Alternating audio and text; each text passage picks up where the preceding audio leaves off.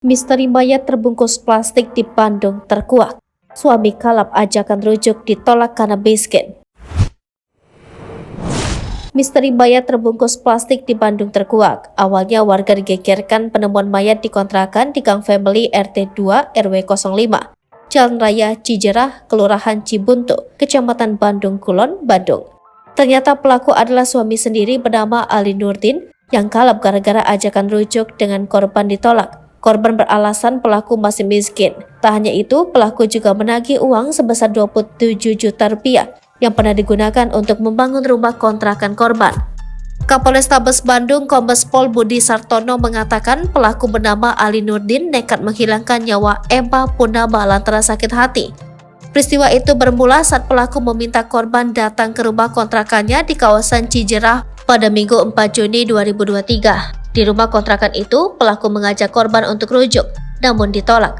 Pelaku kemudian menagih uang 27 juta rupiah yang pernah digunakan untuk membangun rumah kontrakan korban. Pelaku yang saat itu duduk bersebelahan dengan korban, kata Budi, langsung memukul wajah dan menghimpit dada korban dengan lutut. Pelaku kemudian mengambil uang 300.000 rupiah dan sepeda motor milik korban yang dititipkan di temannya. Pelaku kemudian melarikan diri ke Jambi menggunakan bus. Petugas tim gabungan dari Polsek Bandung Kulon, Satreskrim Polrestabes Bandung bersama Ditreskrimum Polda Jabar lalu memburu pelaku. Budi menambahkan pelaku dan korban ini merupakan pasangan suami istri yang menikah pada akhir 2020 dan sedang dalam proses perceraian pada Maret 2023.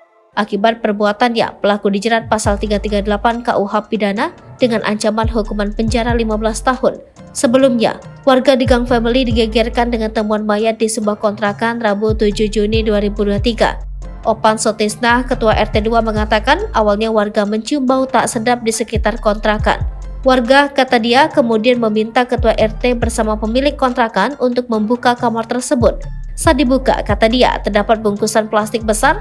Warga dan pemilik kontrakan saat itu tidak ada yang berani membuka bungkusan tersebut.